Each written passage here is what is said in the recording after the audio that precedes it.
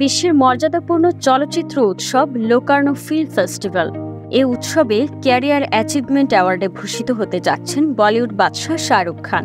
2 July festival site ঘোষণা করেছে যে ভারতীয় সিনেমায় অসাধারণ ক্যারিয়ারের সম্মানে বলিউড সুপারস্টারকে এই পুরস্কারটি প্রদান করা হচ্ছে। ছোট পর্দায় ফৌজি সিরিয়াল থেকে অভিনয় শুরু করা শাহরুখ এখন হিন্দি ফিল্ম ইন্ডাস্ট্রিতে রাজত্ব করছেন। 3 দশকের বেশি সময় ধরে তিনি ভক্তদের হৃদয়ে কিং খান হিসেবে স্থায়ী হয়ে রয়েছেন।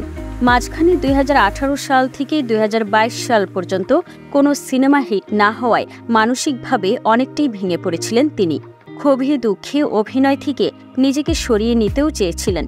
তবে গত বছরে পরপর 3 ছবির অভাবনীয় সাফল্যের সুবাদে আবার চেনা ছন্দে ফিরে এসেছেন বলিউড বাদশাহ।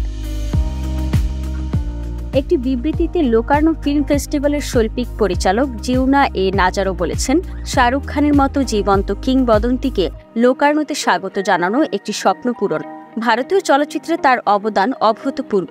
শাহরুখ খান এমন একজন রাজা যিনি তাকে মুকুট তুলে দেওয়া দর্শকদের কাছ থেকে কখনোই হারাননি।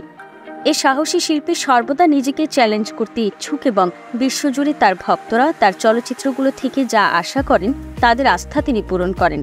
তিনি একজন সত্যিকারের পিপলস হিরো, পরিশীলিত এবং down to earth. Shahrukh Khan আমাদের সময়ের কিংবদন্তি।